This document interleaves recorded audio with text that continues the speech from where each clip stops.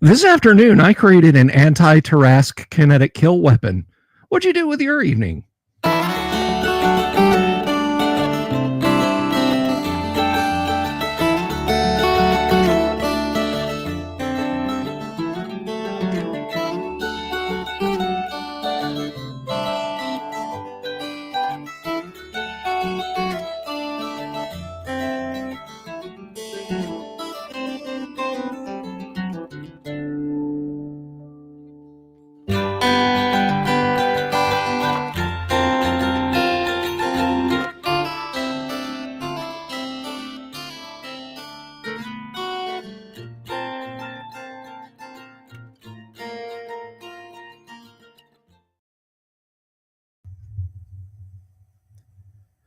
Good evening to you, friends. How are you? It's good to see you, and it's good to be seen by you. I, of course, am the one and only Bill Sylvie, aka the Dungeon Delver, coming to you live, loud and clear on a Thursday evening. I hope you're doing well wherever you are doing what you are doing, and welcome to the show. Welcome to the mayhem. Welcome to the madness.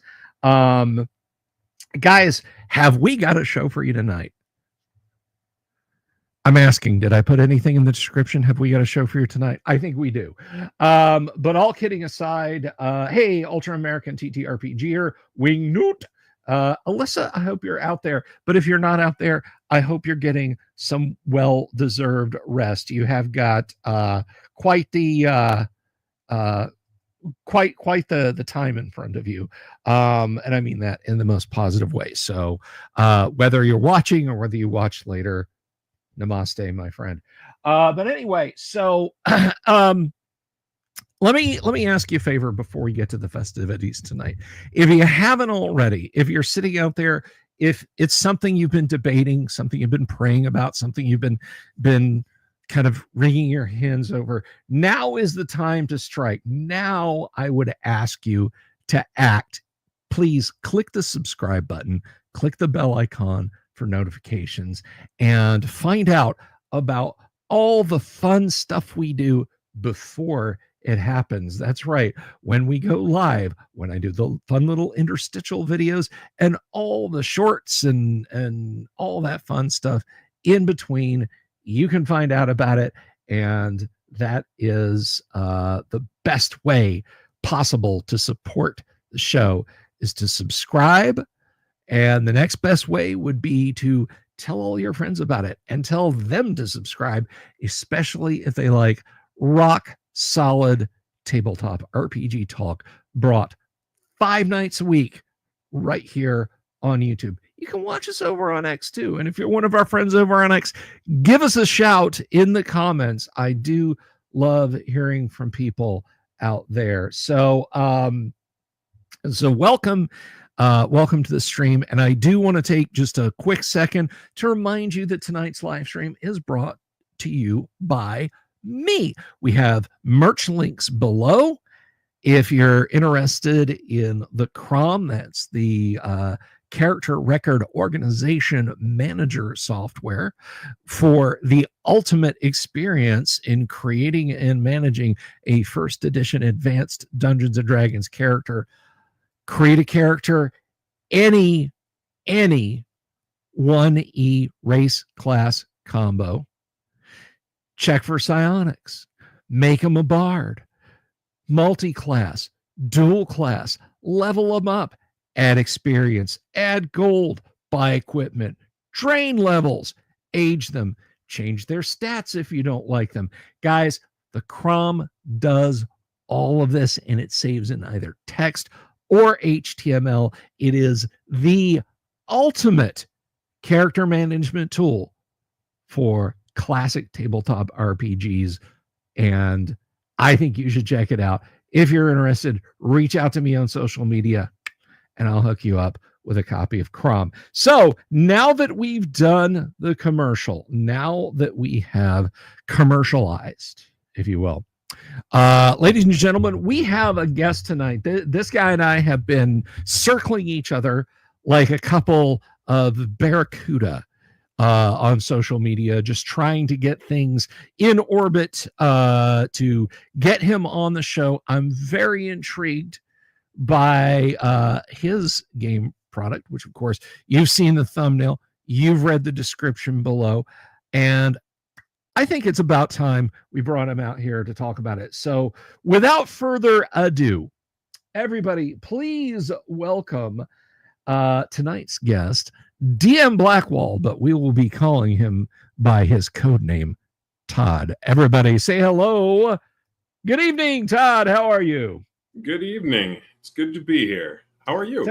I am doing well, and I subscribe to the standard reportage method of who, where, why, how, and when. So, sure.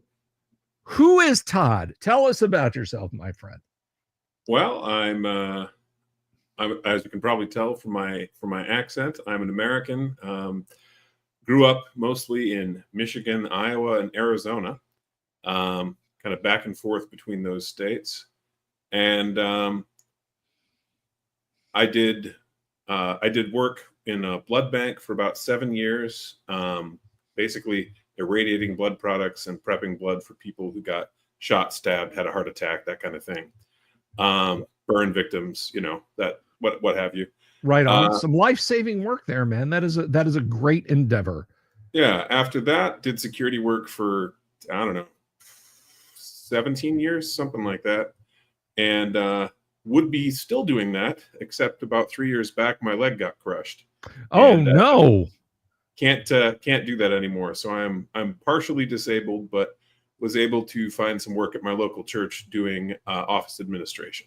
So I do that part-time now because I can't really do stairs or walk 4 or 5 miles like I used to every day. Sure. Yeah, I can see where that would be a bit of an impediment. Well, I hope you're you seem to be on the mend, at least from a positive attitude point of view, and we're all glad for it. And thank you for the work you did making people's lives a little bit better there with both your church work and your work with the blood bank. But you know what they say, I'd rather have a bottle in front of me than a bottle of phlebotomy. I don't know. That joke worked a lot better in my head. But anyhow, so you are, to quote Johnny Cash, you have been everywhere, man. I've been a few places. You've been a few places. But spent some time in Kosovo after the genocide there, for example. Oh my gosh! Wow, that is that's rough. So steering to tabletop RPG material. So you're you're obviously you're a gamer. Yeah. What is your jam? What got you into this crazy hobby of ours? Wargaming originally, and then Advanced Dungeons and Dragons. Okay. I already enjoyed like strategy games of various sorts, both on the computer and in person. And there were some miniatures based, like skirmish level war games that were popular when I was younger, and those were pretty cool. And then I had some friends who I played those with invite me to my first D&D session, and that was a lot of fun. I got killed session 1, of course. That poor dwarf in half plate. Don't remember his name, but that was my first character. Death by Black Dragon. Yeah, that'll get you, man. You got to carry a ton of baking soda around with you to deal with them with that acid spew. But I'm to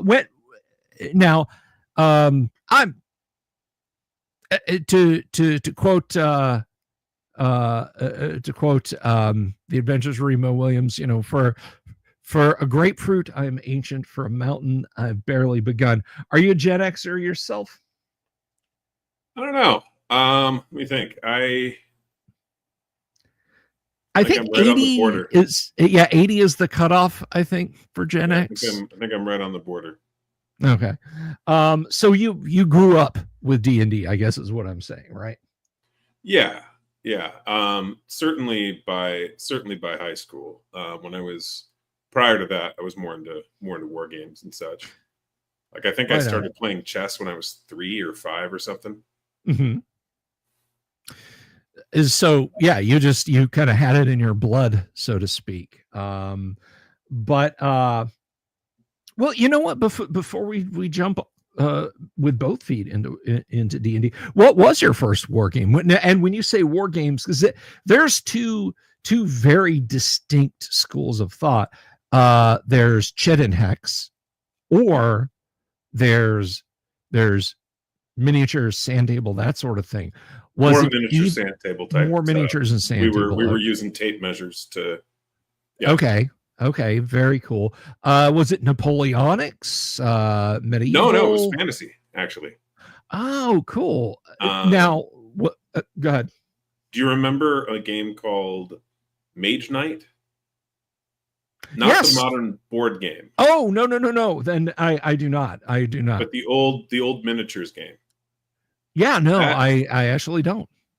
Well, that was a war game in like 2000 maybe.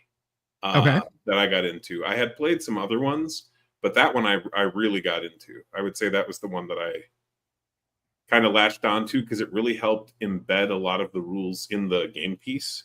And so you didn't have to, you basically needed a 3x5 printed card that they provided you, plus the rules on the game pieces and like a tape measure and some dice, and you could play the game. You didn't need anything else.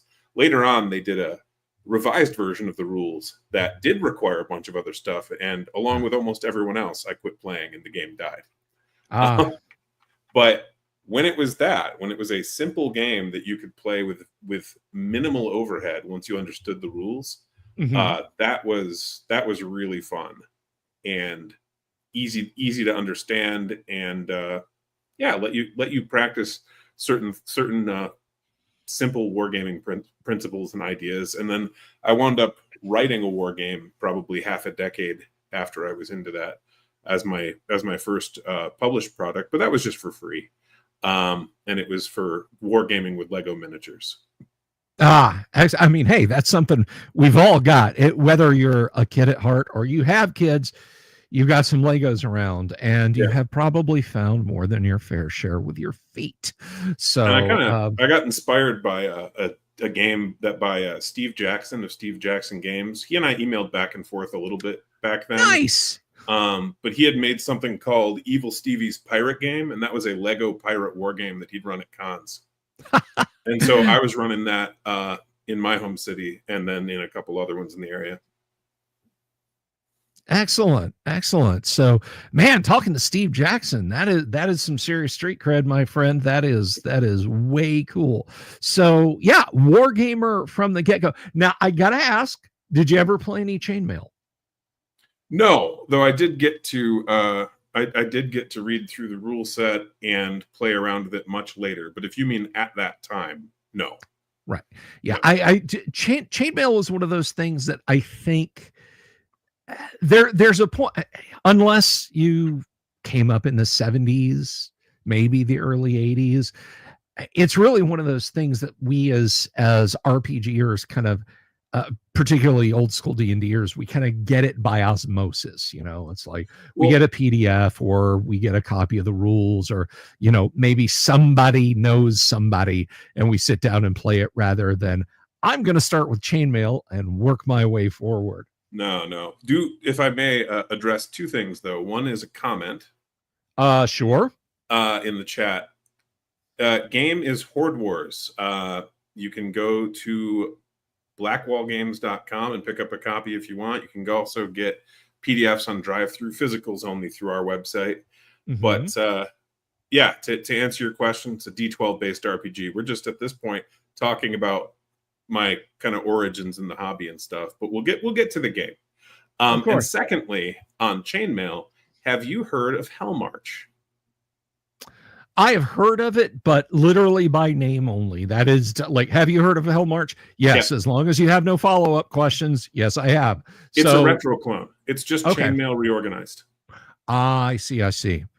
But does it still have jousting matrix in it? Because we have Paul Stormberg on the show periodically, and we always joust at the end of the live stream. So if it I doesn't have the so. jousting, Yeah, I believe so. And if not, I know the author is planning to do a supplement. I got to meet him, about 3 weeks ago at in Dallas, Texas. excellent, excellent. That is that's great. I do love seeing reinventions of rule systems that might otherwise fade out. You know, I'm still waiting for the great revival of swords and spells, but you know, we may have to wait a bit longer on that one. That was, of course, the that came out at the end of original Dungeons and Dragons. It literally it like predates AD&D by like 6 hours or something like that. But it was I will say it probably wasn't as well received as it might have been if it had come out after Chainmail but before original D&D. It's an all fantasy war game. But anyway, I'm getting a little far afield. So you jumped in after, or I should say parallel with your wargaming experience into Dungeons and Dragons. Lost a dwarf, little black dragon action. Yep. Were you hooked right then? Was you're like, this is it? This is what I want to do. Did it pull you in right at that moment? Yeah. My parents were somewhat opposed at the time. Satanic Panic stuff. Yep. And so they changed on that eventually. Now they're pretty supportive. They've actually bought a book or two that I've written at this point, and nice. Are talking about playing it with the grandkids. You know, but that's great. But that's been quite a change from 20 or 30 years ago. Yeah, it's I can imagine. So you've been playing for a while, and then I guess that that kind of comes up with whatever you've been playing. Did Horde Wars, what was Horde Wars homogenous with your D&D campaigns? That is, did it grow out of a sense of I'm building things on to D&D to make D&D more to my liking? You set it aside and said, I'm going to clean sheet this and go soup to nuts. Actually, Horde Wars only exists by a fluke. So we actually set out, Nate and I, and we're working on this game now. It's due out next year.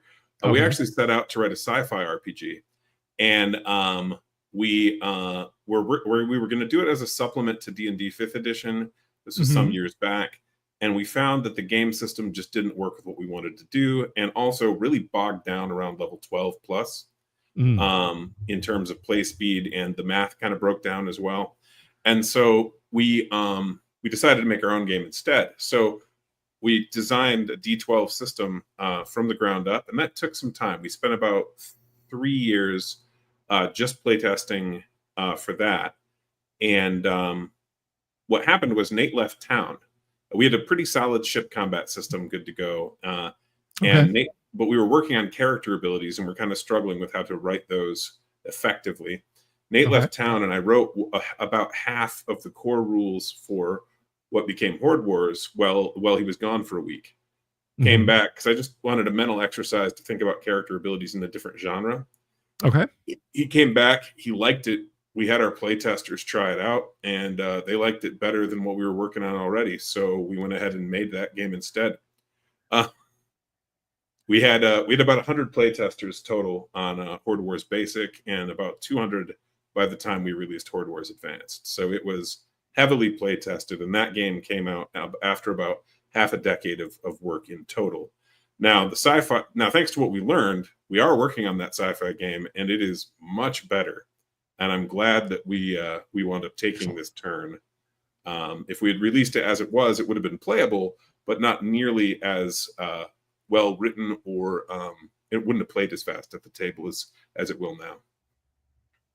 Excellent, excellent. And I love that you kind of there's so many times when you hear about it, creative endeavors like that, like, oh well, we just went, we released the demo tapes and that became our first album, or we put the demo reel out there and people flocked to the theaters to see it, and that sort of thing. And I do like a good happy ending story like that, like you guys have had with Horde Wars. Now, are if someone comes in and they've been playing Horde Wars, will they be able to jump into the sci-fi? I know I'm getting a little far afield. No, you're exactly correct. Okay, the core mechanics will be the same, right, with the exception of some genre specific stuff. For example, durable objects are treated differently in Dropship, which is the name of the sci-fi game that we're working on.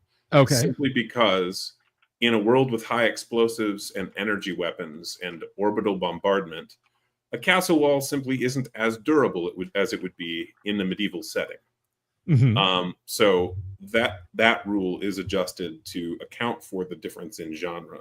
And obviously there's firearm rules for spaceships, tanks, this kind of thing. Sure.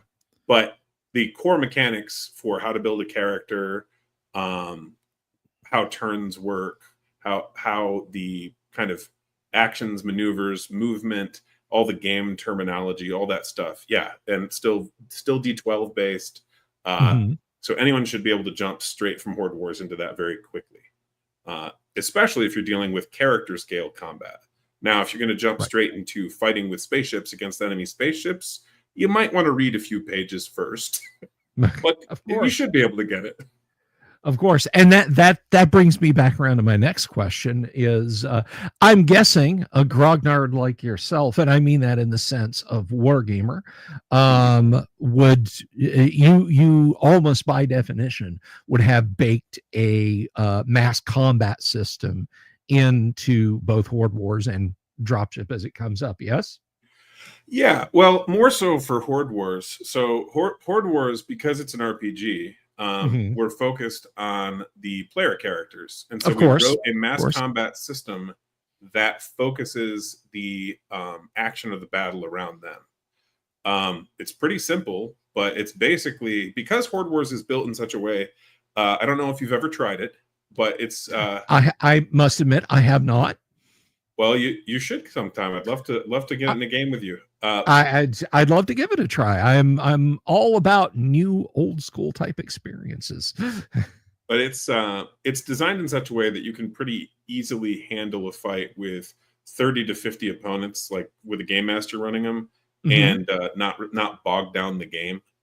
And so we wrote it in such a way that you are actually fighting like a roughly company scale combat around the characters, a series of combats, and that's how they can affect the battle.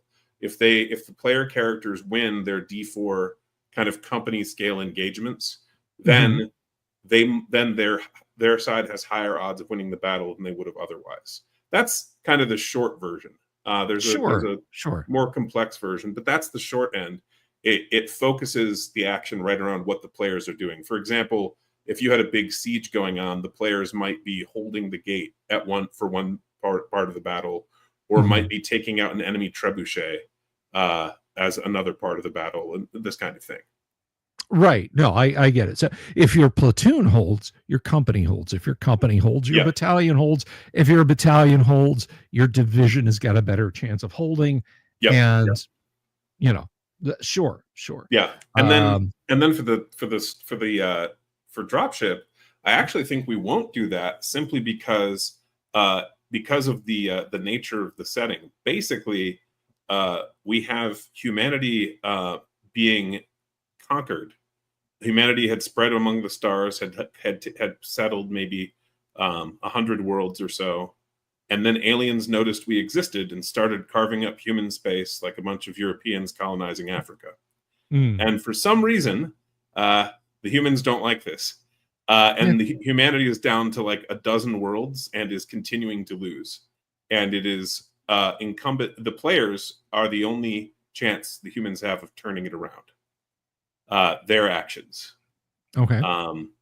And so it's essentially built as a military campaign, whereas Horde Wars is built as an RPG where you might be doing many other things.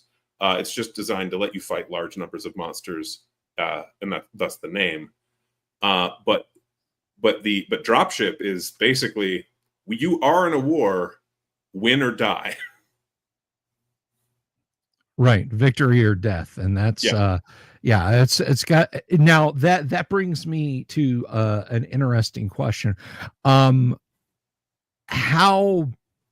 and this applies to both Dropship as you're approaching it. It sounds like you've got a pretty good framework of a universe, as it were, built around it, but also to Horde Wars.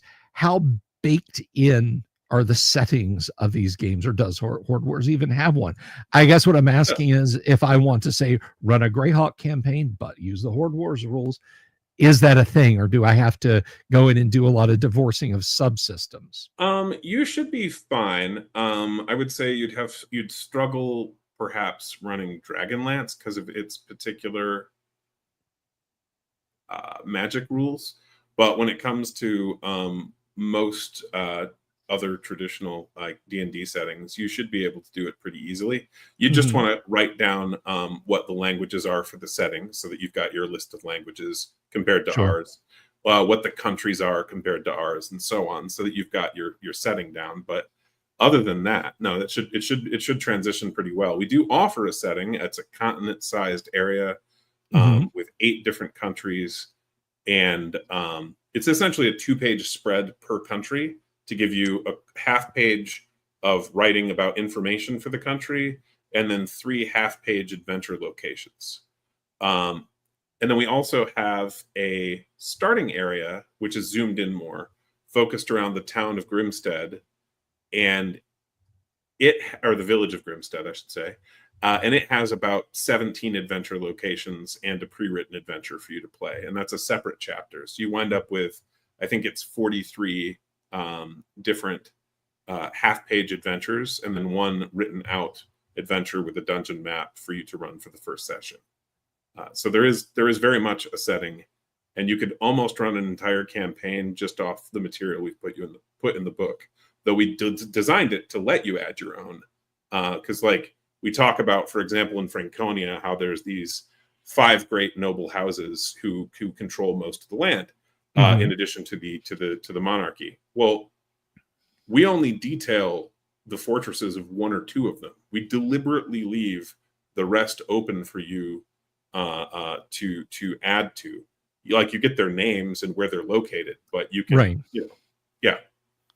Right. It's a very open approach, and you don't drown the nascent game master in well, have you read these 10 novels? Do you own these 6 supplements? Do you know who all these NPCs are and what these important events are? Because don't change them.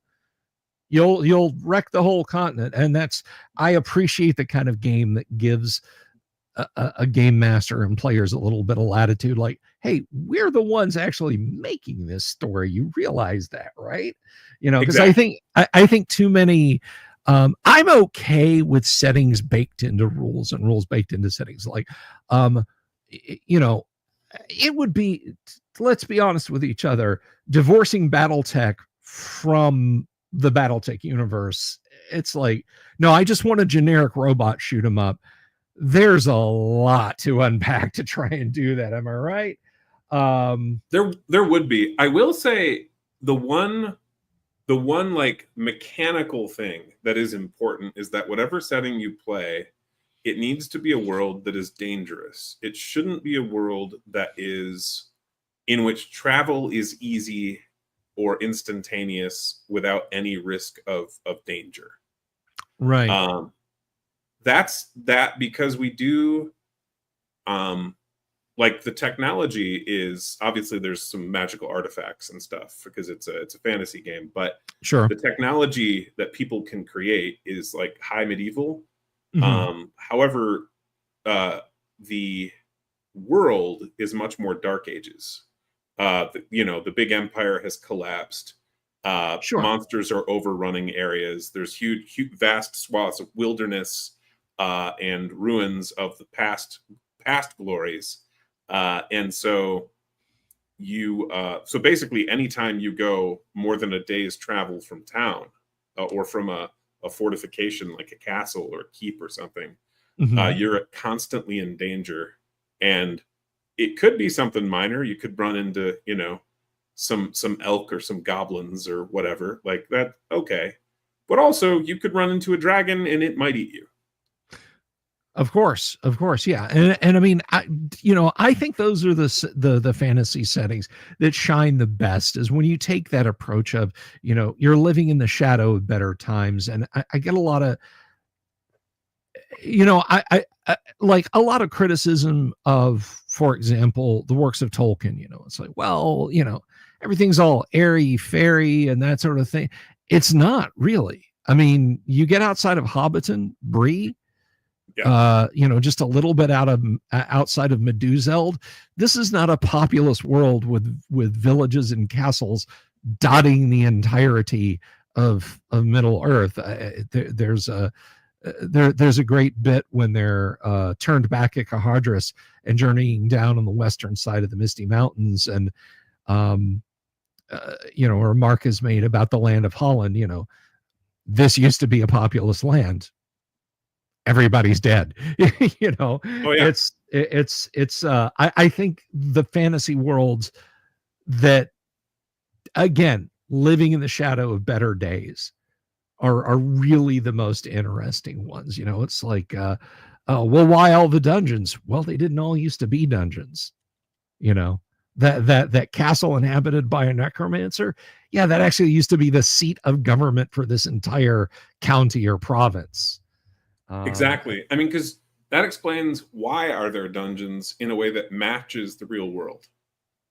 Collapsed empires. Yeah, exactly. And I mean, you take a look at something. You can pick any number of things. That there's an entire island off the coast of Japan that is effectively an abandoned ruin. I mean, it was an entire town with 50,000 people. It was the most densely populated spot on Earth until the late 1950s. I can't remember the name of the island right now, but the whole thing is a with rabbits now. I think, I'm not sure, but yeah, it's basically it's a dungeon. It is from an empire that whose time has passed. And I think, heaven forfend, if there's ever a major upset, what will people call the New York City subway system? What will people call, once operating salt mines or coal mines or whatever around the world? Those are the dungeons of the future. So I think the approach that you're taking to get back on track here, the approach that you guys have taken is the correct one, and it definitely sounds interesting. Let's talk a little bit about the mechanics, though, because this is one of those things I am always intrigued when designers will pick, when they will home in on a die type and say, this is the 2d8 system, this is the 1d6 system, this is the d30 system, yours is d12. Is there a particular reason, or did you just feel like it was a neglected die? Little of both. So little of both. So I've done some design work for other games as well, largely consulting, some credited, some not.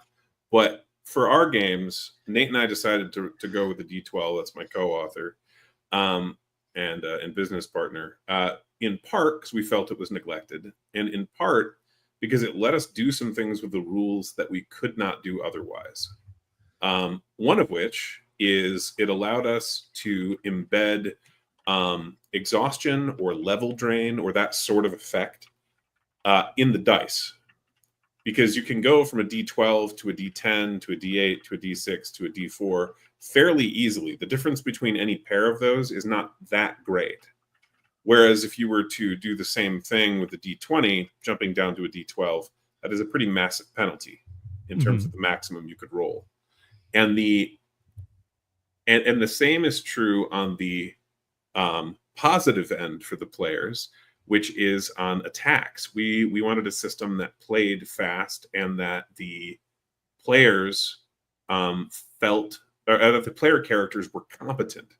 And so a D12 turns out to be just about the right point where human memory will believe a critical hit can happen.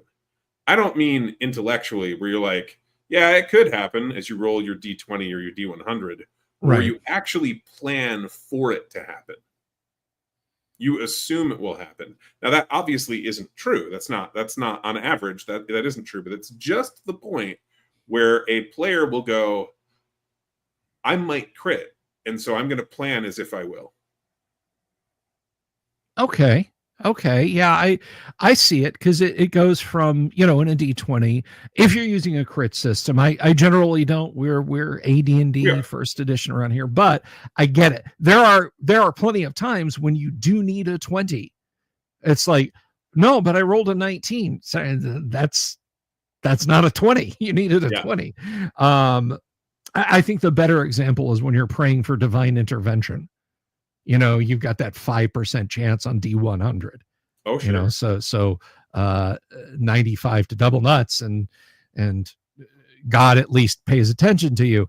But in a system where it's like, now it's not 5%. Now what 8 1/3, 8 2/3, somewhere in there. I figured you would probably know. So call it an even 8% chance. It suddenly becomes, because 8, that's close to 10, and a 10% chance, that's pretty good. It is. So at that point, you're leaning, you're kind of leaning a bit more into the, well, let's just assume it's going to happen, because I've got a better chance than with a D20. So I'm intrigued by that. That is interesting. And so we played with that with weapon properties to make weapons behave the way they would historically to some degree. For example, our Warhammer on a critical hit will penetrate enemy armor and do extra damage. Okay. But you do need a crit to do that.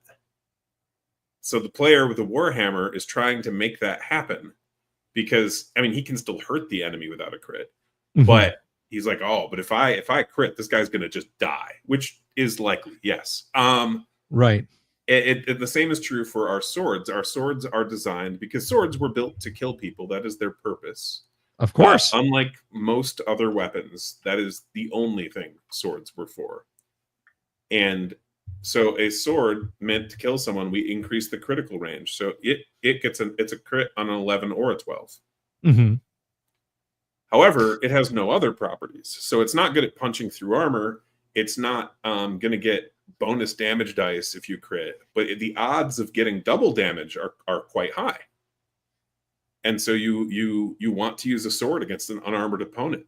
That's just smart. But if somebody's got good armor, now you're going to want to switch to something that might punch through, or might knock them prone, or this kind of thing.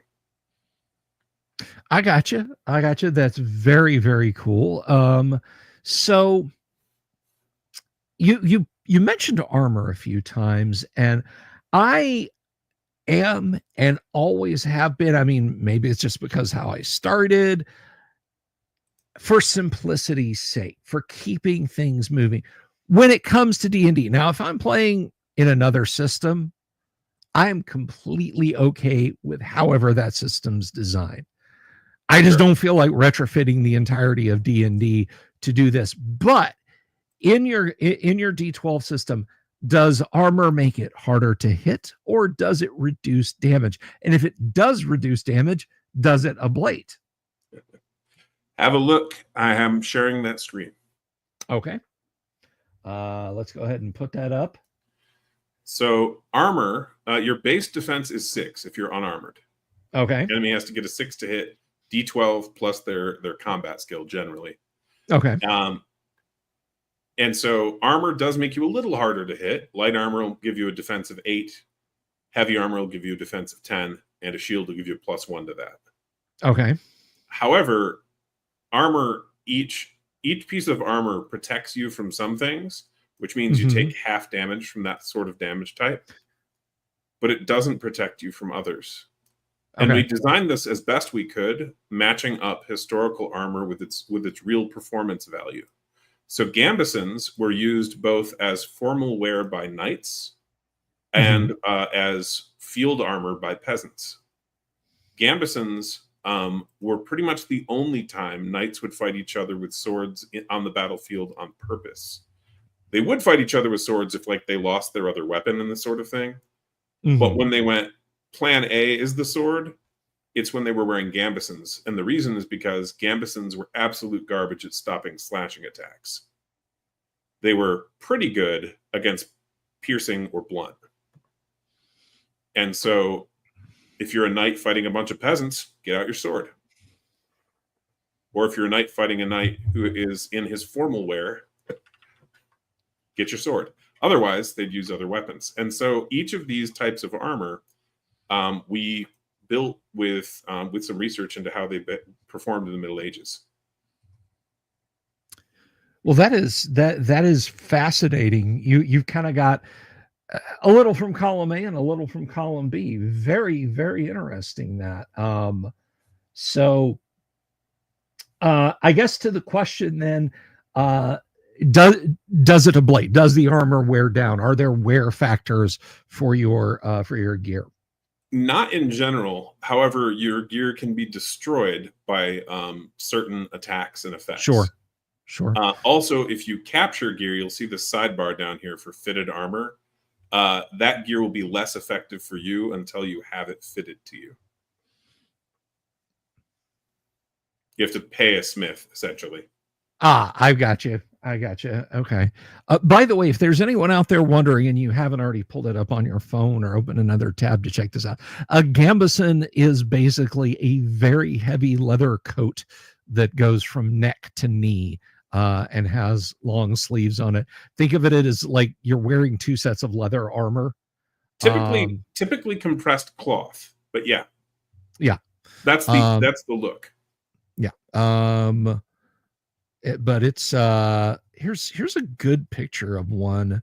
Let me just share this up real quick. Sure. For anyone who's curious about the gambeson. Let me do that and do that. There you go. So you can have that dyed black, and your character can look like Neo from the Matrix in your fantasy RPG. But here is let me see if I can make it bigger. Because let's see, open image in new tab maybe. Let's see. Yeah, here we go. Yeah, there's a perfect example of one in effect, and that dude's wearing it right. He knows what to put on. But and as you say, it's absolutely terrible. It's stopping slashing. Yep, but reasonable against blunt, reasonable against arrows. Yeah. It's gonna slow stuff down, and if you want an analog for AD&D, just padded armor. Exactly. I'm pretty sure that's is. what they were basing it off of, at least to some degree. Yeah, Gary, it's funny, not to get too sidelined. Gary gets a lot of flack for the design of AD&D armors and weapons. Gary was working off of Folk's 1908 book of arms and armor for the Royal Museum. I get it. He wasn't exactly a scholar of medieval history, but I think he kind of understood what he was talking about, if maybe he didn't get it over as well as he might have. But I think there's ample understanding of that. Now, you've got a page up there, and I want to ask you about various critters and stuff. You mentioned dragons. You mentioned giant elk. Man, let me tell you what. Herd animals, not horde animals, herd animals are not to be pushed aside as dangerous foes. But I ran a survival game at the convention I was at, and It was hilarious watching the players suddenly realize they had to actually kill the game animals they were finding. They were like, "Wait, we have to win." I'm like, "Yeah, it might escape."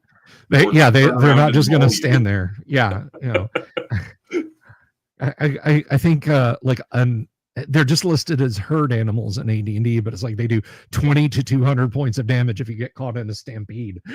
Oh yeah, I would imagine Horde Wars is probably equally unforgiving. Yes. yeah, and we tried to base it on the personality of animals. So like deer will pretty much always run away. There's a slight chance they won't. Whereas a moose will just try to murder you. I can believe it. I can I've seen some videos of moose. They're majestic and they're terrifying looking.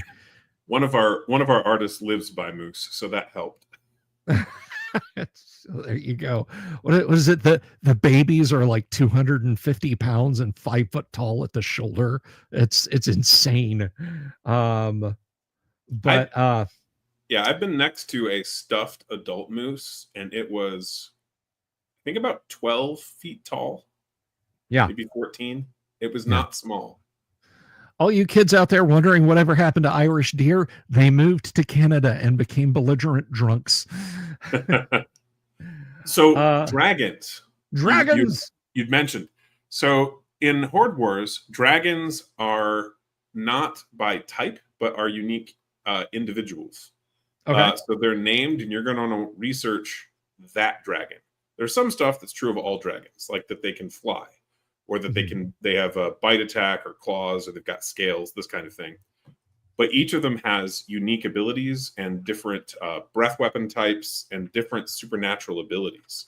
Dargoth Kingsbane here can actually make it, let me see if I can zoom that in a little more for you, can actually make it so that you cannot breathe in the area that he's in, and for an extended area around it, by making volcanic ash fall from the sky. Ah, I see. Very cool. And so he can just put you on a timer or force you to run, because you will suffocate and die if you stay in the area.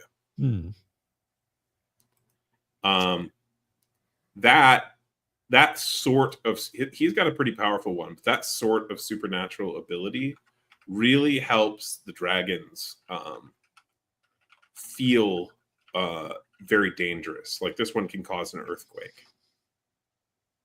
Okay. You know, knocking you around. We've got other ones that can summon storms or can create fog. We've got ones that do like sandstorms. We've got ones that can do all different kinds of things. Gale Force Winds is an option. Just basically neutering ranged attacks. So yeah, is it usually a good idea to fight them with bows? Yes. Unless you happen to be fighting Bardock the Stormbringer. Right. Now your bow's useless. Right on. So I've got to ask though. I mean, ultimately, is it worth it? Do they have nice, tasty piles of treasure? It's on your screen actually. Dragon hordes. When your players defeat a dragon and loot its lair, have them each roll twice on the random loot generator. So we've got a treasure table. Okay. And normally you roll once when you complete an adventure. Okay. In this case, this is an exception to that rule. They don't even have to finish the adventure. Just by beating a dragon, they get double treasure if they loot the lair. Excellent. Now, aside from taking on the unenviable task of fighting something that can just swat your arrows out of the air or suffocate you, how about the stock in trade monsters? What are we talking about? Orcs, goblins, hobgoblins, that sort of thing? Oh, sure. Now, orcs are playable in Horde Wars Advanced. The reason for that is I'll forgive you, but go on. The reason's a little varied, but the main one is just that. Let me quick get to goblins a sec.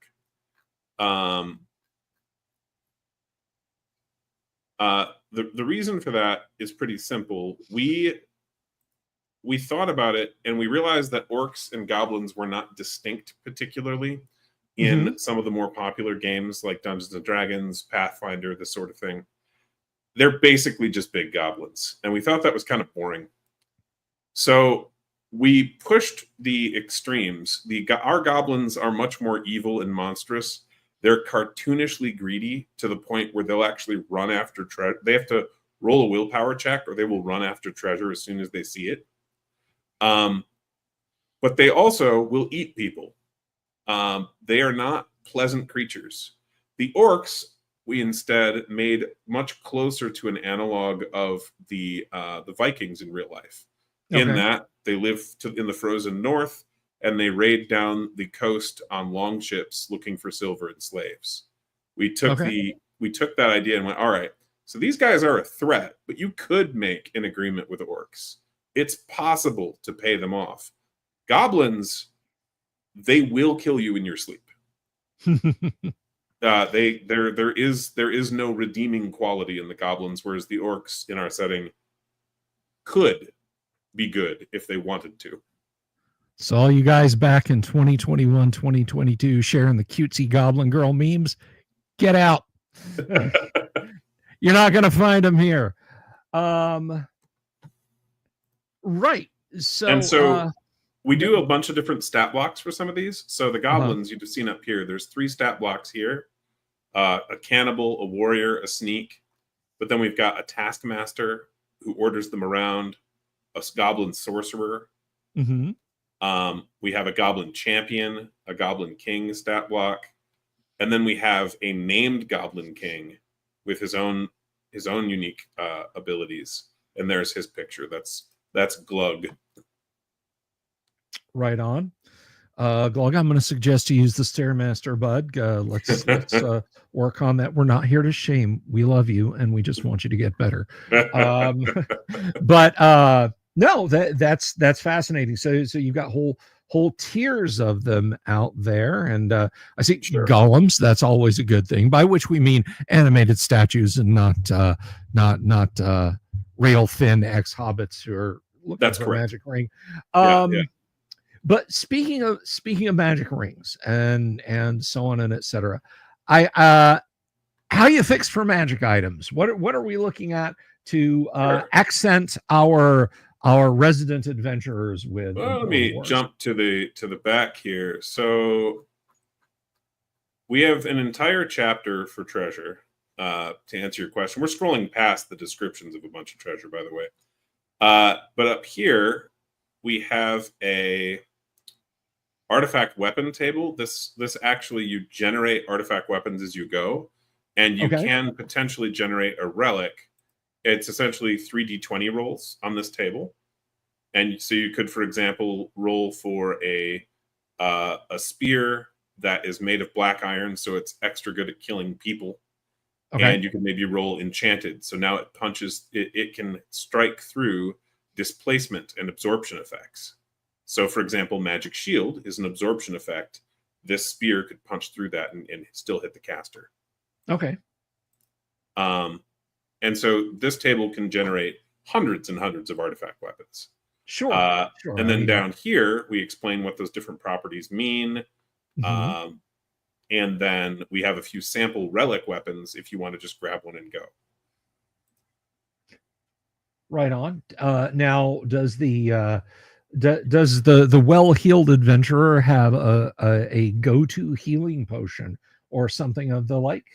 Well, I can answer that, but before I do, all right. The general artifacts table. This is really, I think, where we shine. It's good to be able to generate weapons. I think that's a lot of fun. General artifacts. We have a D6 going across to the second page by a D20, and if you roll a 20, then you're hitting the rare artifacts. Which means you wind up just on this 2-page table with 150 unique statted out artifacts to play with. All of which are in this subsequent section. And you've got it all statted out there. Very nice. Very nice. And healing potions. You can absolutely get a healing potion.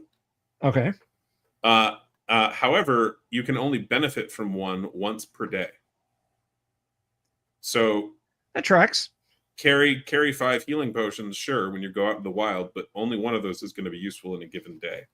But what if you pour all of them into a single jug? Does that still count as one It'll healing? do nothing for you. I'm just kidding you, man. Being a little min-maxy. Let me tell you what, the worst kind of player in the world is a forever DM. Oh, sometimes. So we wind up, though, with anything from wish-type spells to a minor item like the Miser's Belt Pouch, which is kind of cursed. It's a little funny. Mm-hmm. It gives the user a +2 equipment bonus to his commerce skill.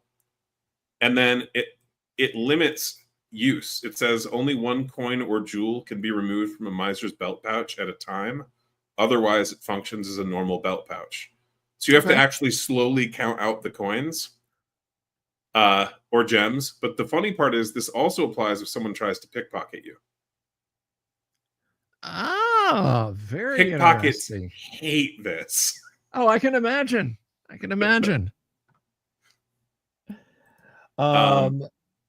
So even when we get to a cursed item, we try to still make it useful in the right situation.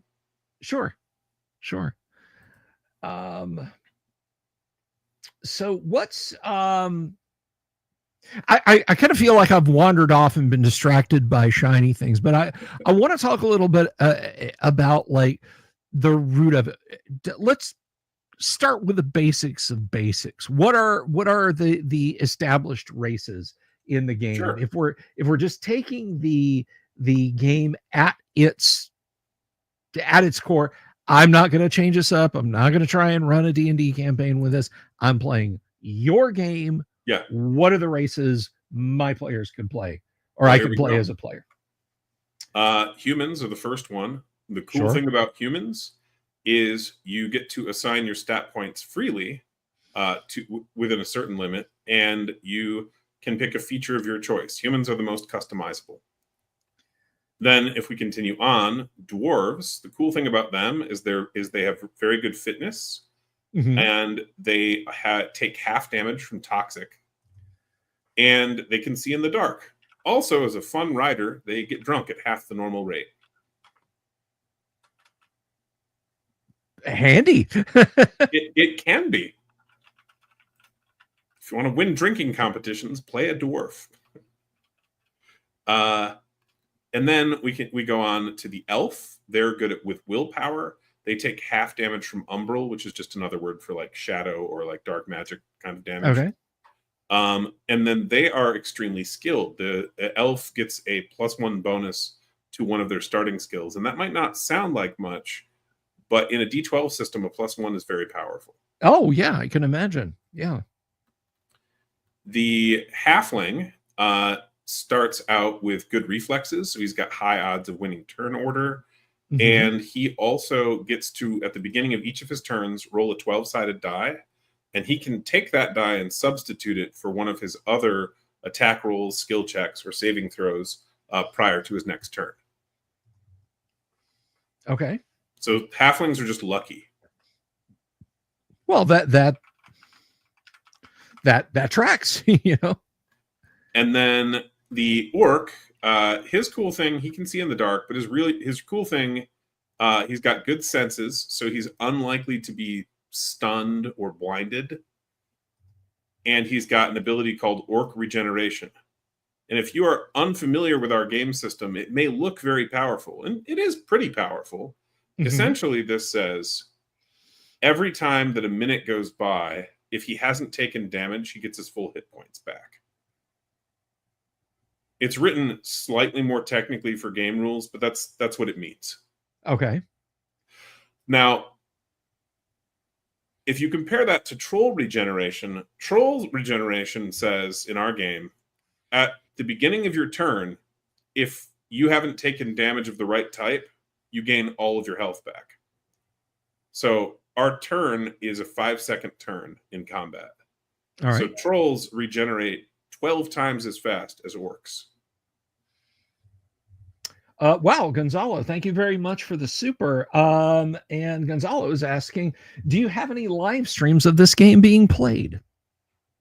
I don't, but there are streams of the game being played because I know Patty from Patty's Parlor Games, who was in here. Mhm. He did a piece of art for our book. His brother is running the game, I think, every other week currently, and they are streaming that on Rumble. So if you follow up with Patty, go, hey, where, when, and where. I believe that is not this Sunday, but the following Sunday, and they do it at like, they're in Mountain Time, so like 6 p.m. Eastern or something, or Oh, maybe 9 p.m. Eastern, one of those. okay. Okay. Um, If you but have a link and you want to drop it back in the back room, I can share that up. Otherwise, guys, follow up with Patty's Parlor on that. yeah, and then also previously, I don't know if they still have it up on their channel, but I ran, I want to say like 6 games with the Big Geek Emporium guys that were up on their YouTube channel. Maybe 8. Alrighty. So you can look on there as well, and we filmed those live, just playing through Guilded or Discord or that or StreamYard or that kind of thing. So, and there are several others as well. I've found some of our customers have begun streaming here and there, as in different places also. That's excellent. Excellent.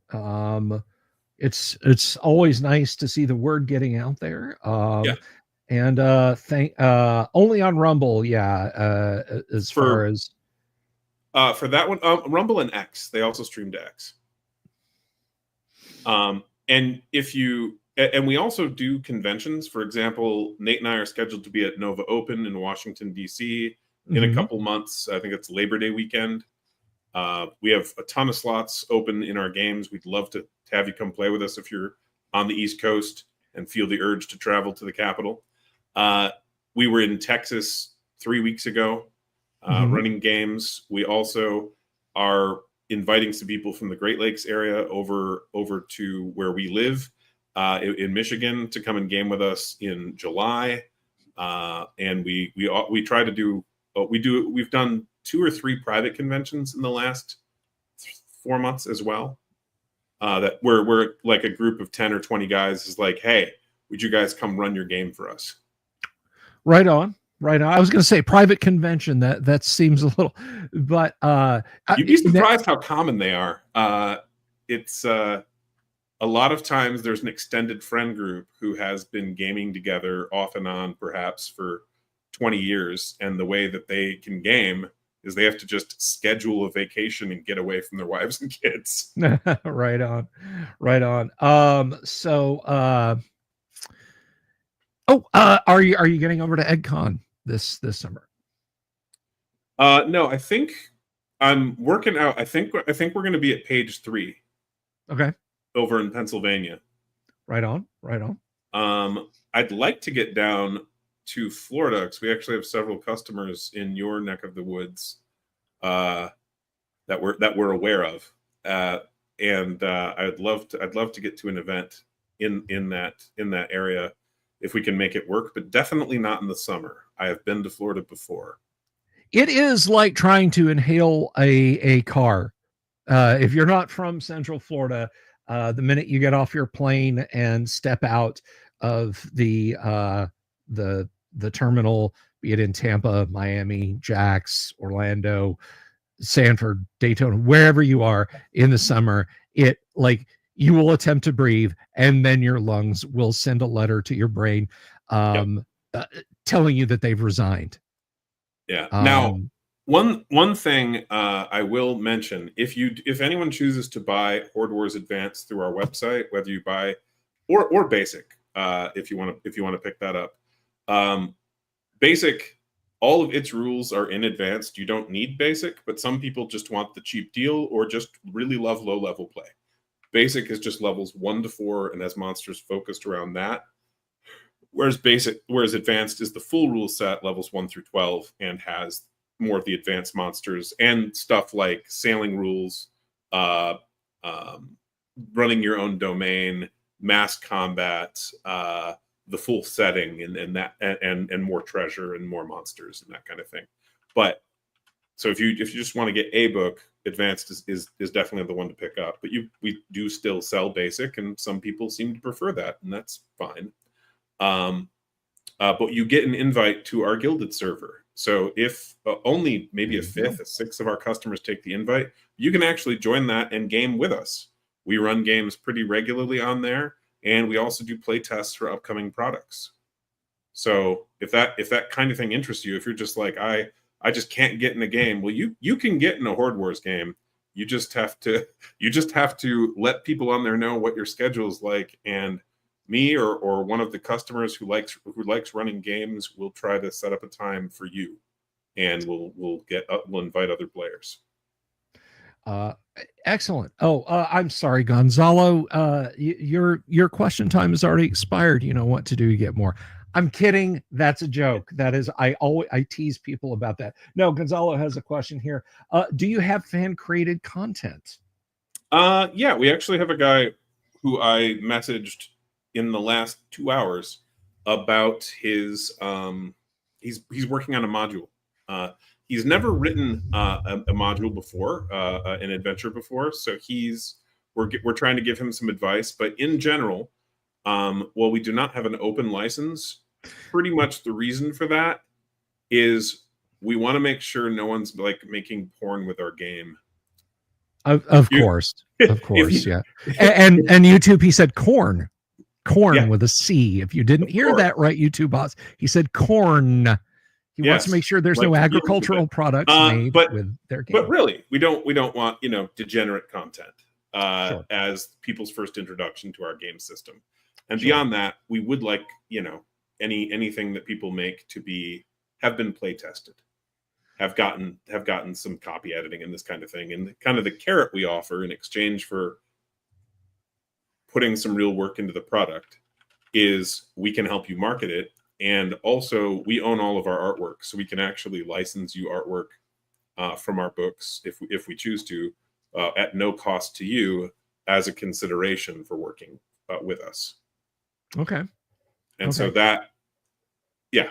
So yeah, you read ahead. You read ahead on the script, because I was going to ask you about licensing and that sort of thing. Is that something that you would see yourself cautiously stepping towards, or are you just going to be like, look, man, you want to make fan stuff and just give it away, that's fine, but otherwise, what's your feeling on that at this point? Are you waiting to see as how far as a future open license? Yeah. We're not opposed to it, but we have a critical mass of customers we would want to hit before we do that. And that would be 1,000 people who are regularly playing, not just buying, to be clear, regularly playing the game. Either this one, dropship, and any of the products we're working on. If we hit the point where we're confident that there are 1,000 active game masters out there running our game, at that point we would do an open license.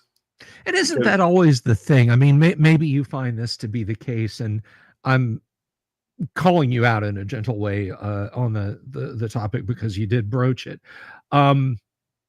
Do you think in this day of the kitchen sink creator, and I say that not in the least as a pejorative, but do you think in this day and time that there is more of a tendency for people to say, oh yeah, that's neat, I'm going to get that. And then they buy a $10 PDF and then put it on a digital shelf and never think about it again?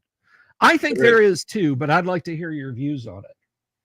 Yeah, no, I think that is fairly common. And one of the ways that we know people are playing is when they turn around and, having bought a PDF of, say, Basic, they suddenly come out of the woodwork when we're talking about releasing Advanced, which it's only been out for about 4 or 5 months at this point, and go, I'm super excited. My whole group is going to want to play this. That tells me that dude has been running the game. Right. His comment, right? And the same is true if I'm interacting online with people, and playing with them, or if people are asking me rules questions because they ran into it in their game session, or we've had a few guys like write blogs about their gameplay. Brown Wizard Winston, if you type that into Google, you'll find his blog pretty quickly on Medium. He wrote a short campaign arc that he and his friends played, and and it was really cool. And to answer the question I see there, do I accept AIR? We do not put AIR in our products because we don't think we would. I don't want the headache that goes along with that. And I would rather pay a real artist to make what we actually want and not fight a computer to make something close with some errors. That said, there's also real customer backlash that I've talked with other guys who are publishing games, both more and less successful than us. And most of them agree that it is currently not worth it, even if you had no ethical objections. From a purely business perspective, it is not worth it as a smaller creator to use AI. It would be far better to use Creative Commons artwork, as you will piss off less customers, right? Essentially, right. And so, ethics aside, like the morality of the question aside, it is just not something we're planning to do. I actually don't think AI artwork is good in a commercial product in the United States for some legal reasons as well. That may not be true in other countries, but in our country, there is a real question about who owns what. Right. And so it would be dangerous to put in a commercial product because suddenly you might not own part of your product because reasons. And I mean, you can sit down at a prompt. I've done this before myself, never for anything you guys will see come out of the Delver's Dungeon, whether in a video or in anything that I would sell, I would ask money for. But, I've sat down at a prompt and said, draw X in the style of Errol Otis. And I can get a pretty good pastiche of Errol Otis's art out of most, if not all, image generation software. That ain't cool. And it ain't cool for the reasons you mentioned. I mean, if people were teaching AI to make art without training it on data, that would be one thing. And I mean, for the memes, for the lulz, or, when I create an essentially disposable thumbnail, sure, that's one thing. But for a product you want people to buy and pay for, AIR, that's no bueno, man. But I have no problem with it being used for memes or like to try to explain to someone what the idea of what you want them to draw. If you're like, I want you to draw something like this, and they're not understanding your words, showing them a piece of reference art can be good, and AI can be okay at putting together kind of sloppy reference art. It won't be perfect by its nature, but it can act as a placeholder to help the artist get some piece of what you're trying to explain across. Right, exactly. Like, and I mean, there have been times in the distant past when I wanted a particular layout, and I'm talking before Midjourney, before Deep Dream, before any of that stuff started coming along, when I would literally just go in MS Paint, make a squiggle, and then just use that, resize it as necessary, and say, drawing here, a dragon art here, knight here, mech here, that sort of thing. And I'm okay with using that as something a bit more advanced. But yeah, I mean, if I'm gonna drop 30, 40, 50 bucks for your flagship product, I don't want 6 fingers and 27 teeth in the upper jaw. And if you look real close, you realize that there's like 3 pupils crammed really close together in the middle of the eye. Of course, is drawing his sword through his pants. Just weird.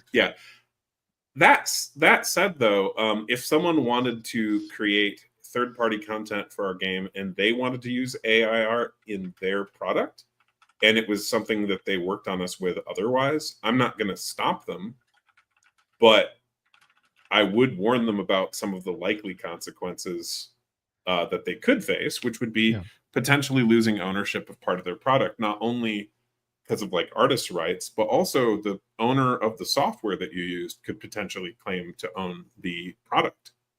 That's very true. And I mean, it's a realer issue than you might think, because look at the nonsense. And it disgusts me that people have gotten distracted by shiny things and largely forgotten it. Look at what Adobe did. Yeah. You know, buried in their EULAs, and people were like, oh, they're using AI. That wasn't the issue. The issue was they were claiming ownership on stuff you were creating. Exactly. With all of their online tools, and there is one thing there's the elephant in the room I want to address. I think Gonzalo makes a very solid point here. If you're planning to publish for free, I mean, if you're on a no budget kind of thing, I'm okay with it. I would even then recommend that you use Creative Commons, and the reason for that is because someone could sue you for damages if your free product is too successful. Is that likely? No, it's a risk you can certainly choose to run. But if you want no risk, just do correct attribution for Creative Commons artwork, and then there's no risk at all. Well, I feel like that's a part of the debate that is head and shoulders above me. I mean, I've had attorneys on the show before. I've had gamers with legal backgrounds and everything like that, and I break out in hives when lawyer talk starts flying around. Yeah. So I will defer to better brains. To answer your question, though, Gonzalo, or Hagar the Horrible, probably IP or product delusion. Basically, the idea is if you saturate the market with a bunch of stuff that is like a product or claims to be a product, that you actually reduce the value of the real product. Disney will sue people like that a fair amount, actually. And that would be the damage for the free Mickey Mouse shirt, say. Yeah. I mean, how many kindergartens has Disney sued because they saw a Mickey Mouse mural on the playground wall, right? It's a thing. It has absolutely happened before. Yeah. And if you're making stuff for a product that is copyrighted, which in US law, anything you write basically is, in our case, we actually have a registered copyright as well. But it would be protected anyway. Or if anyone has a registered trademark, you can actually, you can put yourself at risk, and it's very easy to avoid. And so why not avoid it? Is basically my suggestion. Not a lawyer, but I had to look into this extensively when we were working on this game, and in particular, we also are working on a superhero game that we hope to have out in 2 or 3 years. And that game, the IP law is insane just to navigate. It is. Oh gosh, yes. I can't even fathom. Like, you look at Champions. Champions came out in 80, 81. I don't know how they've navigated over 4.5 decades and not gotten the legal Death Star pointed at them. But hey, we're kind of drifting far afield here, unfortunately, into murky legal waters. I see your campaign map up, and that's gorgeous. Is that your campaign? Yes, that's part of the setting map there. There's more above. Patty from Patty's Parlor Games did this map, and he's also working gorgeous. I think it looks great. It is also, he's working on a couple of maps as well for the for dropship. That is that is beautiful. Now that obviously, that more or less kind of mirrors a map of Europe, so to speak, but it's got its own character to it. No Italian boots sticking out there, unless it's a little further to the right there, and there is one, but we deliberately, basically, it is closer to Europe the further to the left you are, the further to the west you are, and it Okay. becomes more and more alien the further to the east that you go. So that asks the question: if you go further enough to the left, are you going to encounter North America? There is a continent there that the elves apparently originally came from. Like, we actually have that embedded in the setting lore. Okay. But we do not answer the question of why they left. Well, listen, nobody's watching this live stream. You can tell me. Secrets. Nobody's going to watch this. What are you talking about? No, I kid. So is that a down the line thing? Are we going to get a big reveal? Well, also it's something fun for the game master, because we actually have an elf prince preparing an expedition to go there. Okay. We want the game master to answer that question for their game. Right on. So it's almost, and I mean this in the most complimentary way, it's almost like a Warhammer the Old World, and then you've got the Dark Continent going on over there. Yes. But Name's clearly a big fan. There you go. So, and by the way, if anyone from GW is talking about this is wholly and uniquely distinct from anything you guys have done with Warhammer or Age of Sigmar or what have you. Look, you got to tell me, you got to tell us now. One of my viewers paid for it. Thank you, Hagar. Thank you very much. That is a good question, and one you'll have to answer when you run the game. There you go. There you go. You know, you want to find out, read the book. That's little meme for my fellow Gen Xers there, my early Gen Xers. Why did the elves leave North America? Read the book. That said, one of the main things that we haven't talked about for Horde Wars is, and this is pretty important, when you build your character, you don't just pick your species, which we didn't use that because we mean they can't interbreed. Okay, so no half elves. No half elves, no half orcs. That actually is the exception, but it's a magic thing that we introduce. It's not a thing you can pick. It's a thing that could happen in later generations, and we introduce that in a particular adventure. Okay. As a possibility. And even then, most pairings can't make a half elf, only one specific. Anyway, that one is possible. It is just unlikely. Because you as a non-elf have to persuade an elf female to marry you on purpose.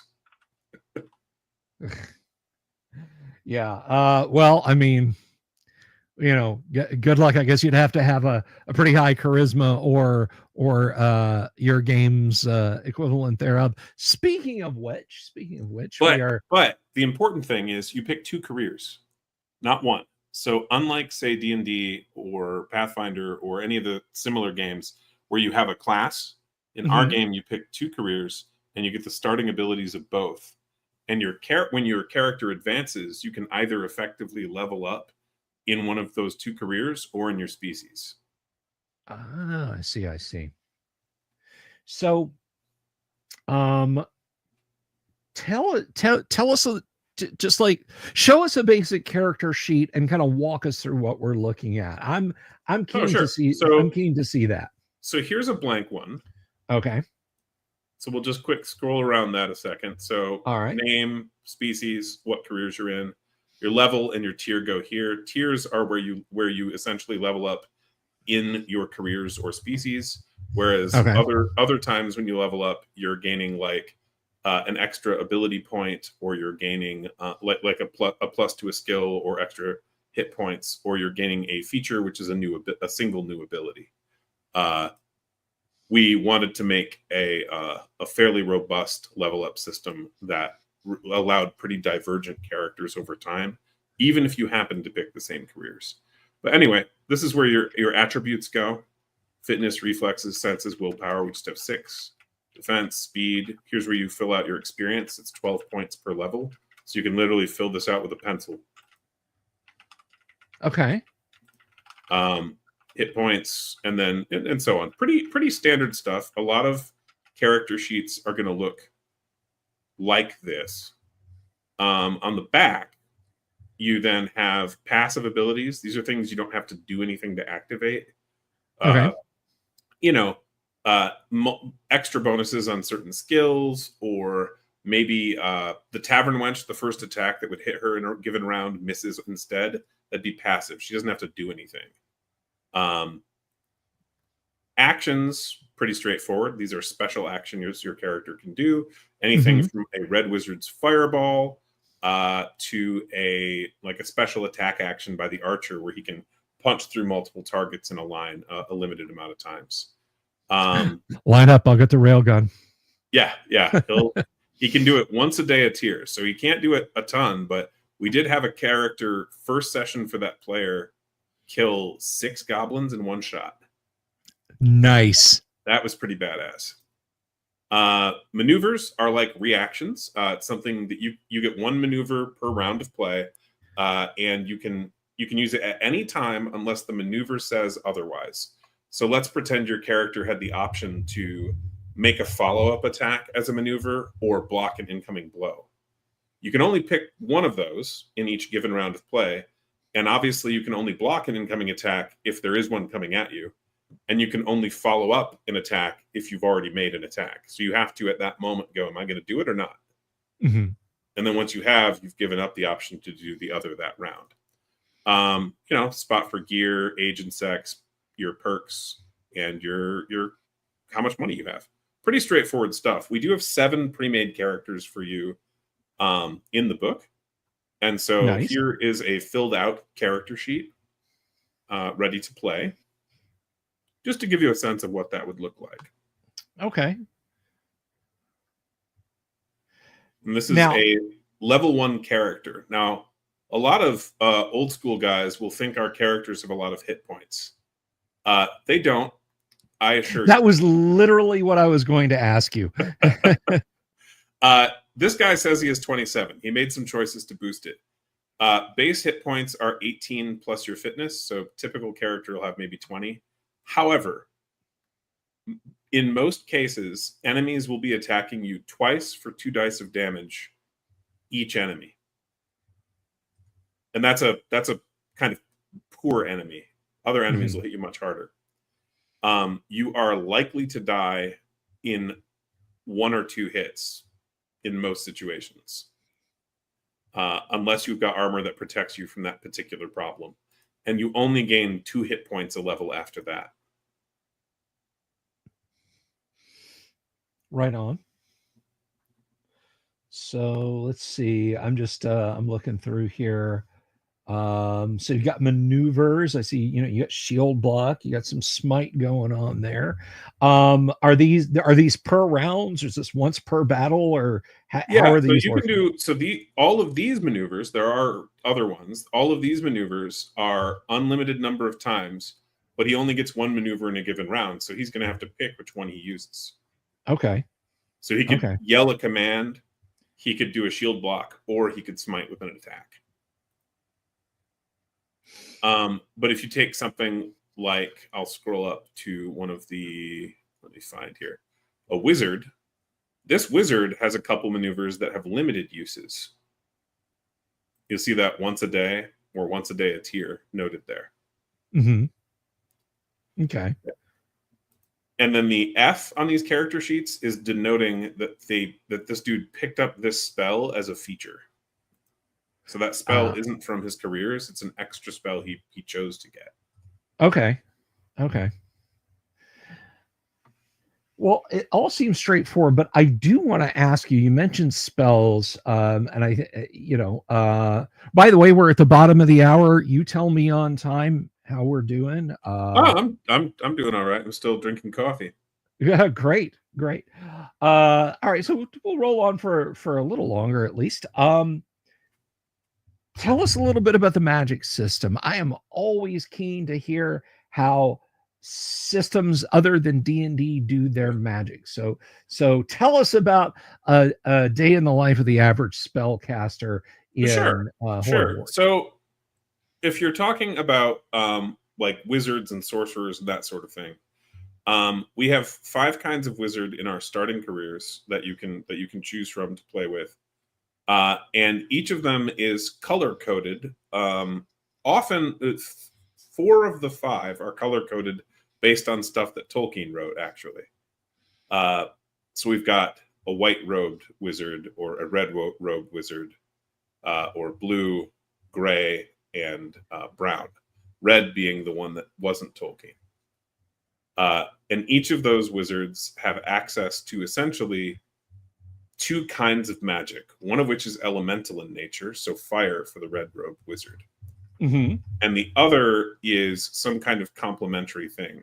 So in the red wizard's case, it's movement magic. So he's got haste to start with, and at higher levels, and I can quick jump over to him. Okay. At higher levels, he'll pick up. So the red wizard starts with a flare that he can do unlimited amount of times. It just takes an action. Mm-hmm. He gets a fireball that he can do once a day a tier. So over time, he'll get more fireballs, but he starts with one. And he's got haste. So unless he makes other choices, he'll only ever have one haste spell per day. But then when he gets to higher level, he picks up these abilities. These two spells, if he chose to Fire Mage as his capstone, are damaging fire-based spells that are more powerful. But these two are teleportation spells, following the haste movement theme. Ah, I see. Okay. And so each of the wizards has kind of an A and a B theme, and their capstones diverge along those lines. So the white wizard is focused around like illusion magic, mm-hmm. and snow, ice. So he can do ice attacks, but he can also make illusions and disguises and invisibility and that kind of thing. Sure. And that's the case for each of the wizards, that they've got an A and a B theme. So we effectively have 10 schools of magic, but really it's 5 types of wizard that you can mix and match. Hey, Jorge, thank you for the super sticker. I appreciate it, brother. Thank you. Thank you. And then go ahead. Go ahead. No, you. On the kind of divine caster side, like we have a priest, and who is explicitly a servant of a specific god in our setting, the creator, which is the majority monotheistic religion in the setting. Whereas the acolyte could be a follower of the creator, but is more often part of one of the other religions in the setting, or possibly a cult leader. And so they have complementary abilities, but different abilities. Mm. Well, that answered the next question I had was, do you have a divine magic outside of arcane magic? And clearly you do. Yep. So you have and then that you're just, did somebody give you my note cards? Because no, you're getting into, the question of gods, or in this case, God singular, and religion. So I'm guessing you've got a single axis, you've got God, and then you've got adversary there, rather than. Well, let me show you. But before I do, I was going to finish answering your question. That we do have a half caster as well. Okay. Which is the Skald. So think of it like a bard, okay. Right? Except a more real one. So Skalds, real thing in Norse culture, and so this is a warrior poet, who can inspire those around him, and he actually can absorb damage from magic or supernatural abilities. Mm-hmm. But at higher level, he gets his own supernatural abilities. He can actually send. He basically gets a magic weapon, or spiritual weapon, where he can send one of his weapons flying around and attacking people. He has that equivalent. We called it Thor's hammer, but it's the same idea. And then the same is true for his. He eventually picks up the ability to call down a column of lightning on his enemies. And so, a high-level Skald has actual supernatural powers due to his knowledge, essentially, of the of these grand epics. All right. And how about druidical magic? Is that reflected The anywhere? acolyte and the brown wizard do that. The brown wizard is kind of is shape-shifting.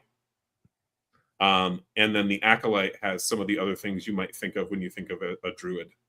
That tracks. I mean, as far as the brown wizard, I mean, you know, I'm guessing you were thinking a little bit of Radagast and his affinity We for were. animals there. Yeah, of course, We were. Radagast the brown. By the way, the Radagast the brown, I hope Todd and I are both thinking of is one of the wizards from the book, not that disaster as they portrayed him in That is the correct. Hobbit movies. But oh god, just my stomach.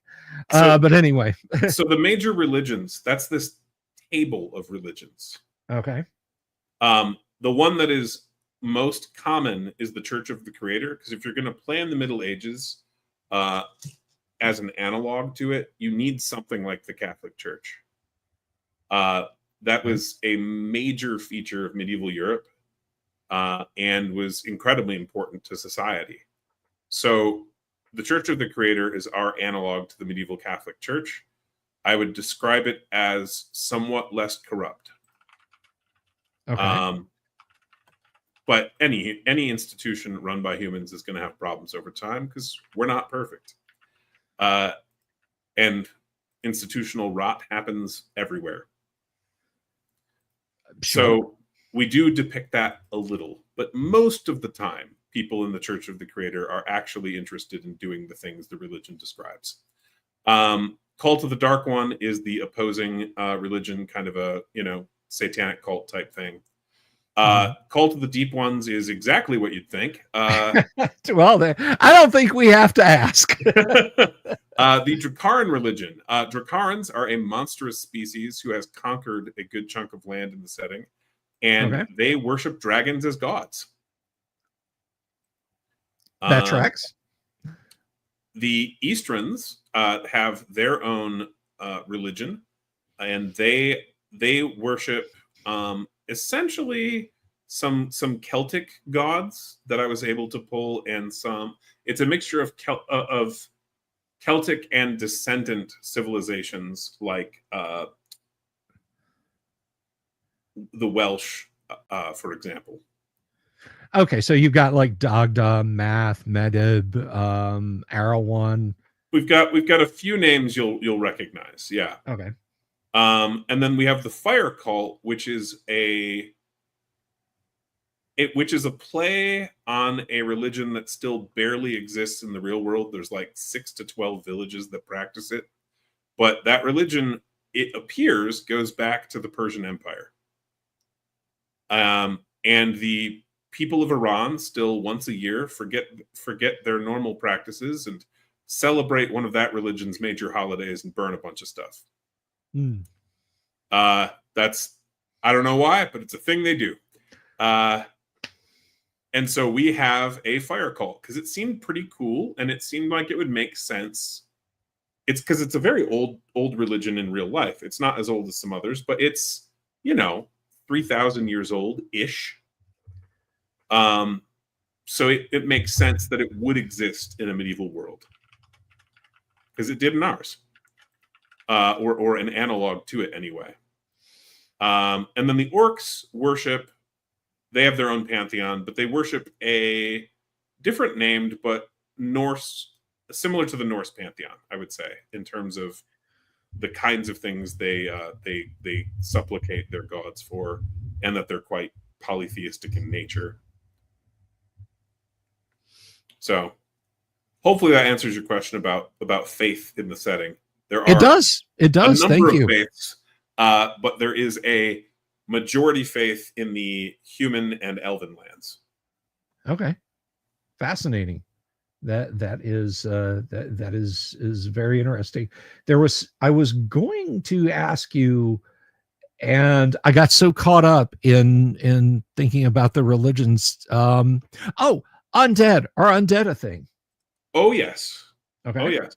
We pretty much have analogs because we have about a little over 200 stat blocks for you to fight between the beast monsters and NPCs.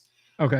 We have analogs for pretty much all of your classic D&D monsters, but if I just scroll up from the NPCs into the monsters chapter, we immediately run into zombies.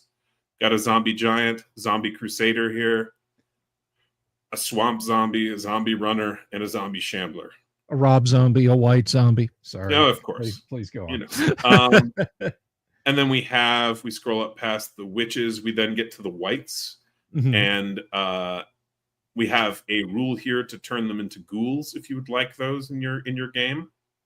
Now I want to pump the brakes for a second, because you blew pretty past. Do you have witches set as literally their own distinct species? Yeah, they're monsters. Interesting. And if you look carefully at the artwork, it is our artist did a good job of making subtle hints that all is not well with that otherwise pretty looking lady. Yeah, but I've had a good run. And and she can turn you into a frog, literally. Oh, I believe it. Which is why the frog stat block is next to her. There you go. It's right there for reference. Yes, her stat block is quite riveting. They can't all be winners, guys. Wouldn't it be nice if some of them were? And then we've got the Warlock and Witch Queen stat blocks on the next page, so that you've got a trio of different kind of power levels of witch. So it's not just the distaff, but there are males of their kind. Yes. And then if we keep scrolling a little ways, we will go to vampires, and we've got a vampire lord here. There's also a custom vampire lord in the back of the book by an adventurer. And then we've got a vampire ripper and a seductress as well. Okay. For you to play with. And then we have skeletons here, a few different stat blocks, a champion, like an armored skeleton, a sorcerer, a dread skeleton that basically hurts you for just being nearby, and then your kind of more classic swarms of I'm trying to remember, is it not Army of Darkness? There was a good like mass skeleton movie where the skeletons talked. We don't actually answer the question of if they are. No, that was Army of Darkness. Was it Army of Darkness? Yeah, that was like Army. 20 or 30 years since I've seen it, but it was. I enjoyed oh my gosh, that's one you should be watching like every few months. Army of Darkness is great. But yeah, they're out there shouting things that when they're summoning up out of the graves. One of them says, "Come on, you bag of bones!" And we don't actually answer the question of if these things are sapient or not. We leave that to the game master. Oh, there you go. Mostly because I think that's more fun. Okay. And we've got, different plant monsters, fungus. We've got slimes and blobs. Scrolling up through here, we've got ogres, minotaur, Medusa, liches. Got a couple different lich stat blocks. And you'll notice that when we design these monsters, everything is on the page to run them. So all of the lich's spells are written out for you in the stat block. So you don't have to flip around to run our game. Excellent. Yeah, I mean that is one thing. Like, I mean, hey, look, I love AD&D. I make no bones about it, but you get to a point. It's like, liches, they're 10th level spellcasters, clerics and magic users. Cool. What do they cast? Good luck. Moving right along to the next monster. Like, Gary. Yeah. And then if we keep going, we got hydras in here. We've got some horror type monsters. We've got a horned lord. This is rather than a death knight, which I found out there is some actual IP stuff related to that it could be risky to include if you don't get the right permissions. Which I did not know. We instead decided to go with a wild hunt because that is quite old and is not. No one owns that. Yes. And so we have this horned lord as leading the wild hunt with these Yeth hounds or these shadow hounds, and then there's a full page artwork for that.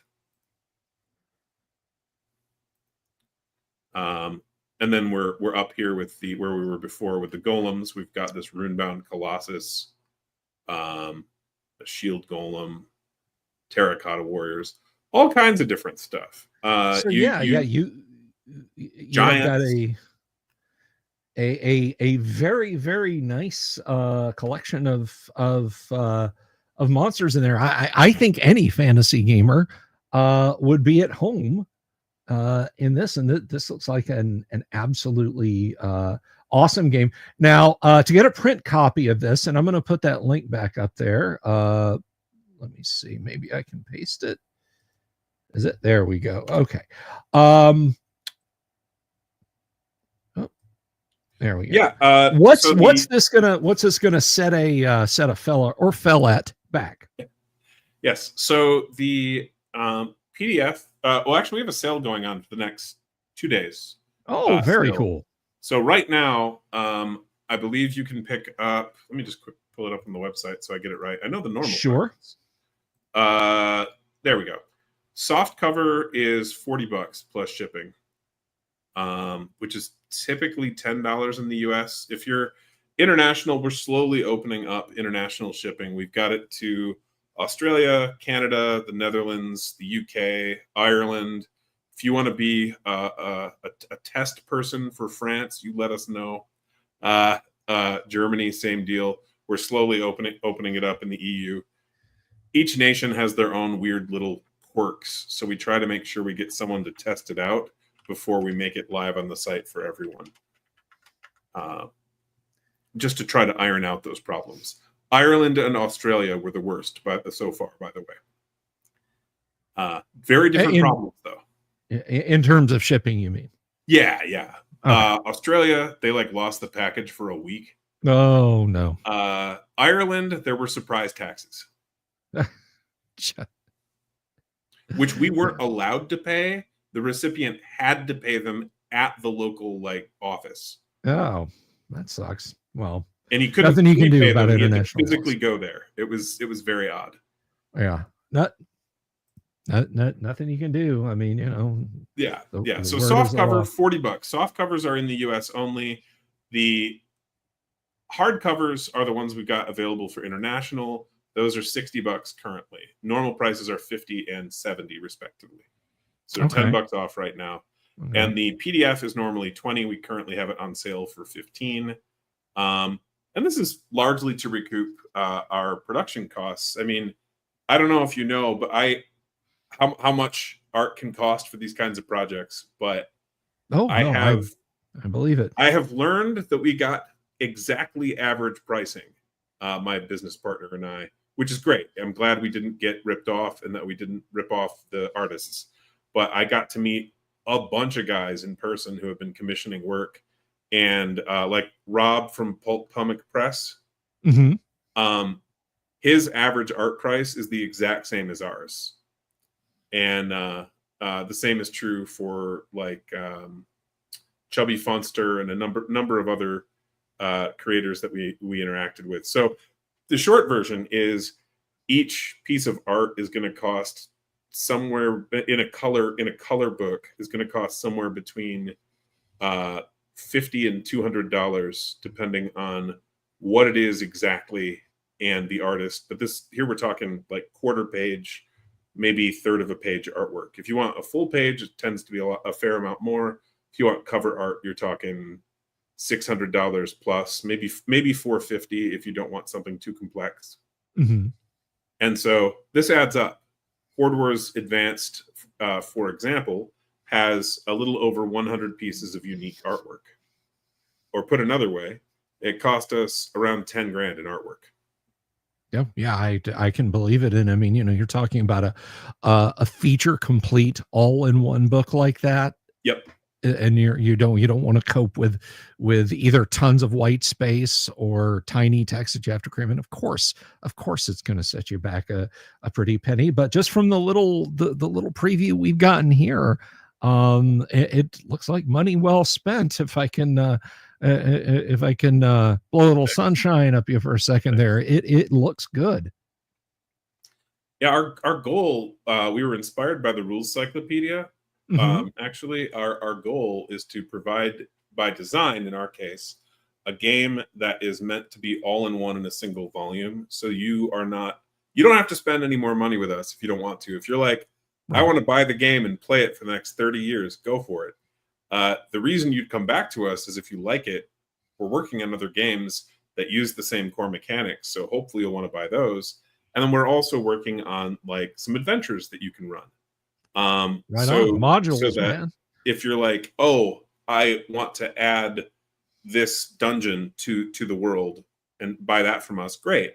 But if not, all the core rules are there. There's not going to be like new careers and stuff that you need for your players to have the coolest new stuff. We worked very hard to put everything that the players need and the game master needs in a single book, so that anything that you want to purchase beyond that is optional and not needed in the way that like D&D or Pathfinder, you're going to have to buy 3 books typically, at a minimum. And if your players want the newest and coolest thing for a given edition, you may have a shelf, well, the size of that or bigger with just one edition of expansions. Yeah, they'll wear you down with the splats. Yeah. I don't like those. I don't think that that is a good thing for the customer. I think it's great for the company. Yeah. But I think it is trying to farm people who like your game for money. And most splat books waste about 90% of their space. Yeah, they do. They really. I think the first GaryCon I was ever at, 2018, there was a vendor selling Pathfinder by the linear foot, not by the book, not even by. Although there was another vendor selling it by the pound, but I did see a vendor selling Pathfinder. How many feet of Pathfinder do you want to buy? And I was just like, what an absurd way to conduct the gaming hobby. You know, it's just like, come on. So I do appreciate an all-in-one book or 3-in-1. That's fine too. But no, I like the fact that you've got everything in a single reference that you can just break data out of. Todd, it looks like an absolutely fantastic game. And Thank you. Is there, gosh, I feel like we've told everybody the game now. And if they've been out there furiously taking notes, they may have a free copy. No, I kid. But is there anything that maybe we didn't cover that you did want to? Any final thoughts, parting shots, anything like that? Well, really just this. A game like Horde Wars plays very, very quickly by design. Because we spent years in development, because my co-author is I think technically he's a genius, but he's a math and physics professor. We really honed in the math and the system to push game speed without giving up classic things that you're going to enjoy. For example, Fireball in our game is not a series of saving throws for the creatures in the area. Fireball is an attack roll for the caster using his magic skill against the defense of the creatures in the area. And this might not sound like much, but that difference speeds up the game about a minute to a minute and a half for every casting of Fireball, because you aren't having to add a bunch of separate numbers to separate dice rolls to see if they made the save. It's a single dice roll adding a single number and comparing it to flat numbers. In addition, it speeds up the game because the caster can crit. He can roll a natural 12 and do double damage with his Fireball. And this makes the casters a lot more excited to cast things too. Of course, I can imagine. So that's a way. But another way, which we found saved nearly half an hour per session, because we tried 3 different initiative systems, maybe 4. We tried side-based. We tried individual initiative. What we found works the best, and it's interesting that Kelsey Dion found the same thing separately when she was doing Shadow Dark, as we were developing our game and putting them out at the same time.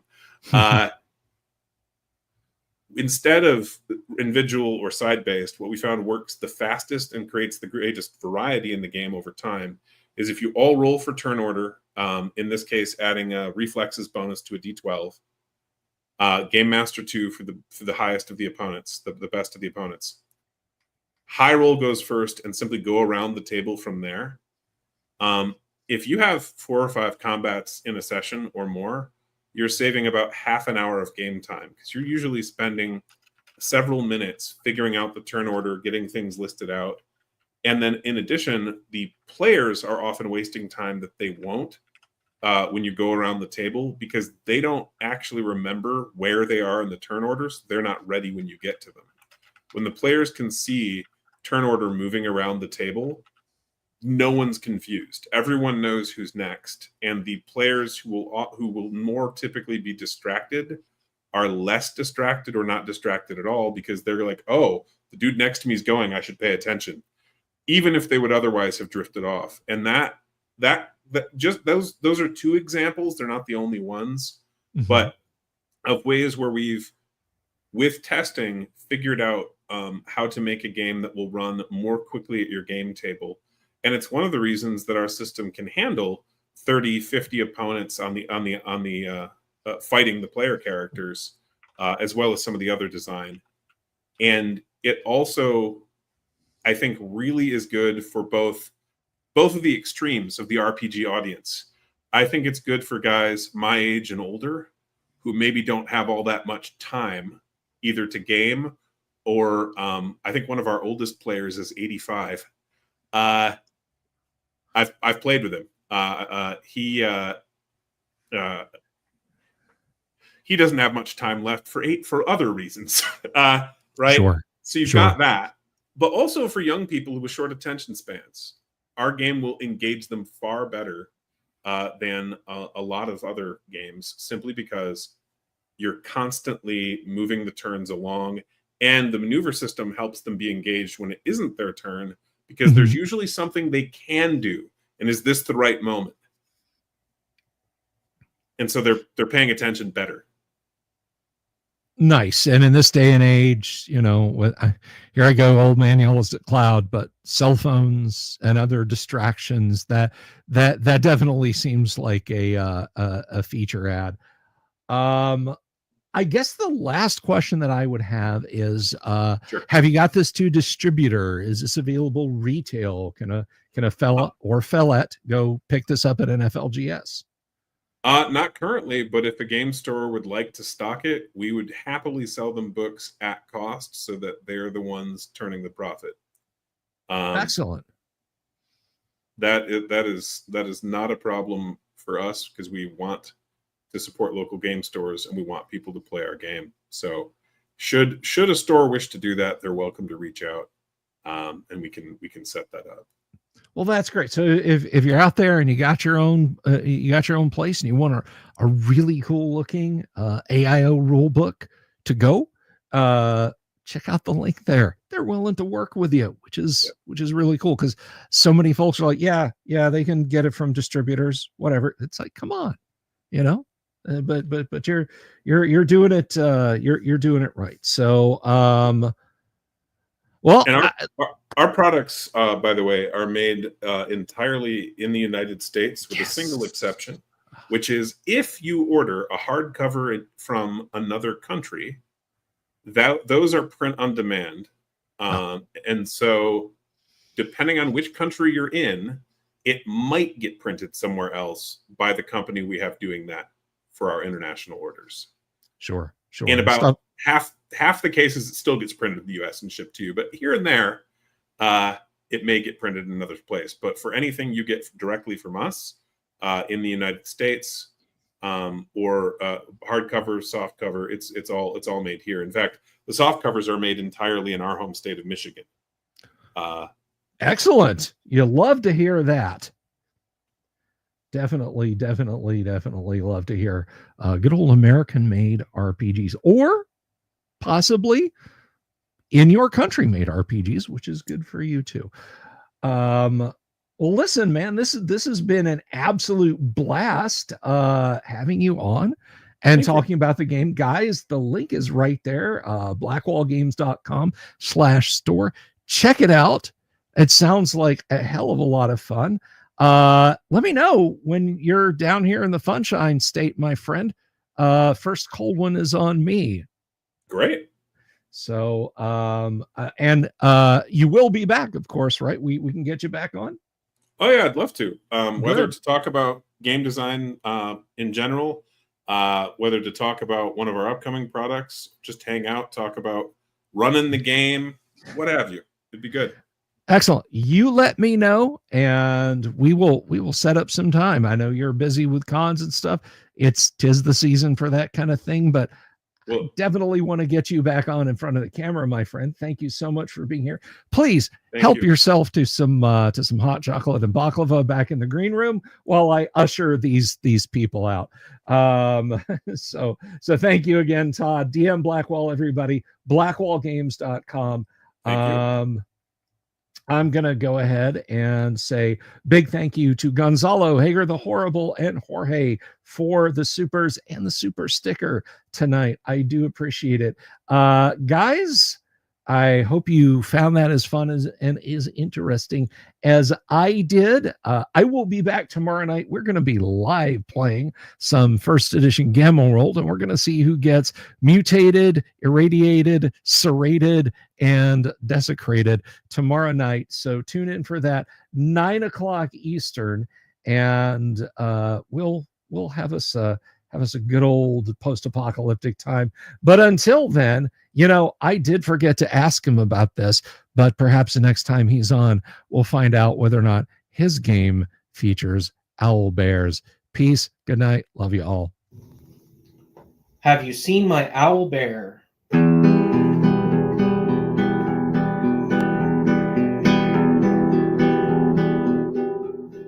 Here's to all the weirdos everywhere in the woods and in the air. Have you seen my owl bear?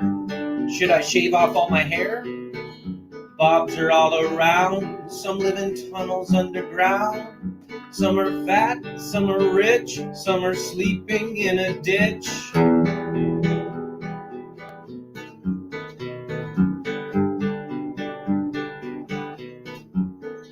Can you ride a crooked horse without a saddle, way off course? Naked as a toad, all the way to Smoky Joe's. Have you seen the little creep driving fast in his little green Jeep? He smells like fish and brandy, but his rotten teeth look dandy. Take me to the show, I don't care if fast or slow. From action flicks to dancing dicks, just take me to the show.